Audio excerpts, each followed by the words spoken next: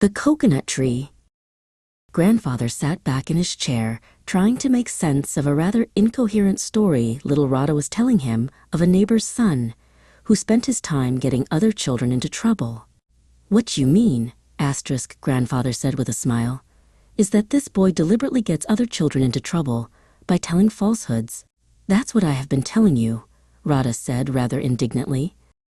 "People who go around making mischief in this way are really wicked," Grandfather said. "It reminds me of the story of the talebearer and the coconut." "Please tell us the story," Rada cried, clapping her hands. "This story goes back many centuries," said Grandfather, "and it took place in Burma, which was then ruled by a king who ruled the people justly and wisely. One day, 3 criminals were brought before the king to be tried and sentenced. The first was accused of stealing food from the marketplace. The king said the man obviously stole because he was hungry and had no money. So the king ordered that the man be given work as a road mender. The second person was a woman accused of being a witch who cast spells on people she did not like. But the evidence was so confusing, the king ordered the woman to be set free.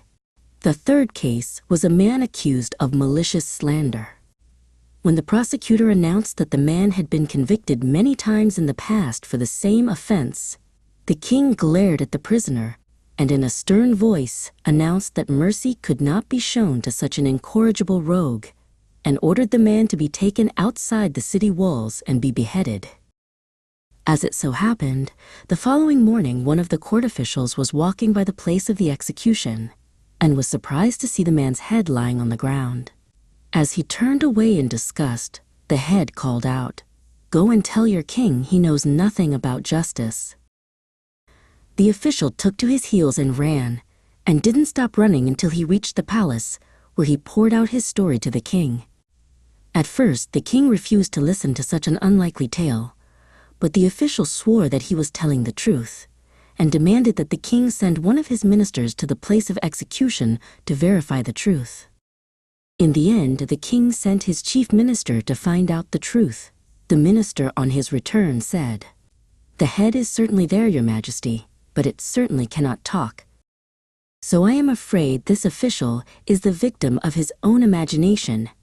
But the king was livid with anger that a court official should be guilty of telling such a story, and ordered that the official be taken to the same spot and suffer the same fate as the criminal. The poor official was immediately taken to the place of execution, and as his head was struck from his shoulders, the criminal's head called out, "As in life, so in death I can still cause trouble." When the king heard of this, he realized that the official had spoken the truth, and it has cost him his life carrot. The repentant monarch ordered that the head of the criminal be buried to the depth of 2 fully grown men, so that it could cause no further harm. This was done, but within hours a miracle occurred. A tree grew on this spot, and it reached its full height in a day. It was a coconut tree, and ever afterwards the people called the coconut tree the talebearer's tree. To end his story, Grandfather said, "That is why, children, a tuft is always left on top of the coconut.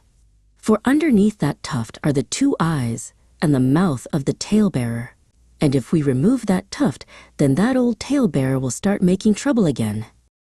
Moral: those who spread malicious tales and falsehoods can cause great harm to others and to themselves, and their troublemaking spirit may linger long after they are gone.